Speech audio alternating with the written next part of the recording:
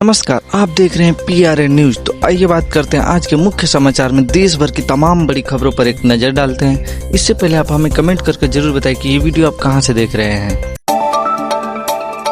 संसद के मानसून सत्र में छात्र आंदोलन का मुद्दा अब संसद तक पहुंचता दिखाई दे रहा है। सरकार ने कहा है कि वो प्रदर्शन कर रहे छात्रों से जुड़े मुद्दों पर संसद में चर्चा करने के लिए तैयार है। संसदीय कार्य मंत्री किरेन रिजिजू ने कहा है कि सरकार से चर्चा करने से पीछे नहीं हट रही और गृह मंत्री अमित शाह इस मामले पर सदन में जवाब दे सकते हैं। वहीं विपक्ष लगातार इस मुद्दे को लेकर सरकार पर दबाव बना रहा है और संसद की कार्रवाई को लेकर गतिरोध भी जारी है।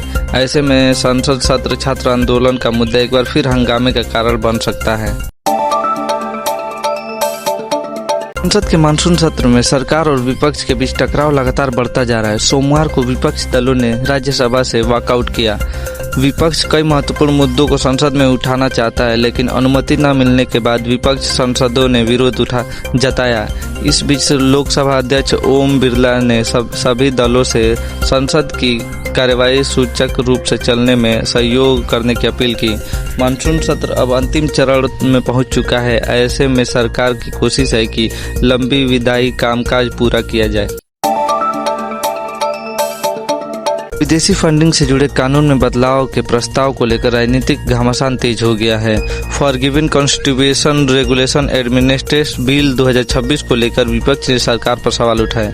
प्रस्तावित बदलावों को लेकर विपक्ष का कहना है कि विदेशी योगदान और सामाजिक संगठनों से जुड़े नियमों में बदलाव की दूरगामी प्रभाव हो सकता है। दूसरी तरफ सरकार की तरफ से इस नियम और व्यवस्था को मजबूत करने की दिशा में एक कदम बताया जा रहा है। संसद के अंतिम सप्ताह में यह मुद्दा राजनीतिक रूप से काफी महत्वपूर्ण हो सकता है।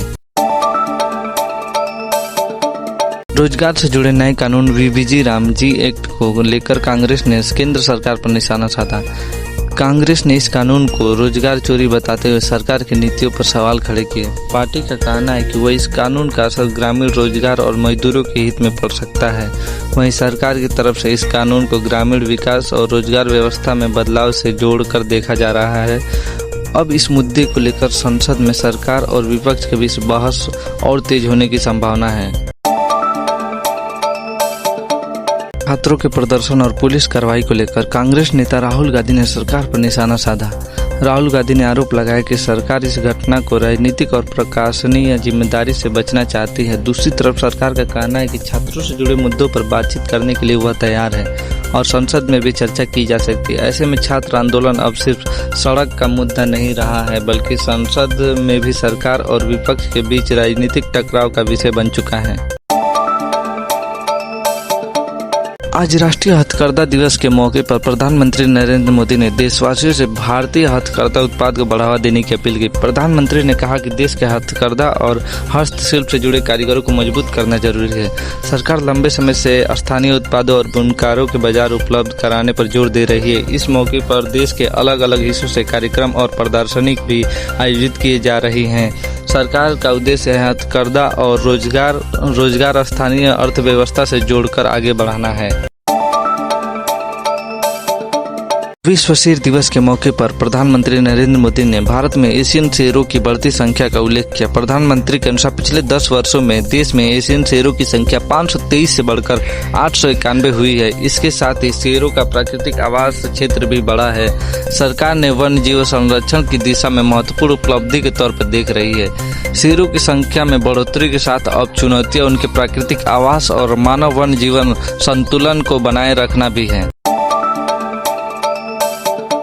खेल जगत से बड़ी खबर सामने आई है। प्रधानमंत्री नरेंद्र मोदी ने कॉमनवेल्थ से पदक जीतकर लौटे भारतीय खिलाड़ियों से मुलाकात की और उनके प्रदर्शन की सराहना की। खिलाड़ियों ने अंतर्राष्ट्रीय स्तर पर भारत की प्रतिनिधित्व करते हुए पदक हासिल किए।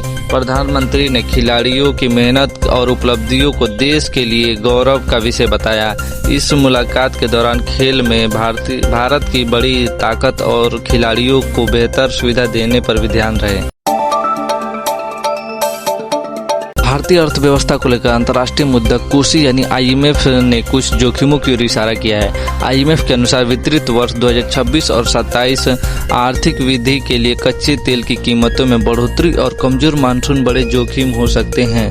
भारत अपनी ऊर्जा जरूरतों के लिए बड़ी मात्रा में कच्चे तेल आयात कर रहा है। इसके लिए अंतर्राष्ट्रीय तेल की कीमतों में तेजी का असर सीधा महंगाई और व्यापार घाटे पर पड़ सकता है। वहीं मानसून का असर कृषि उत्पाद और ग्रामीण महंगा भी पड़ सकता है।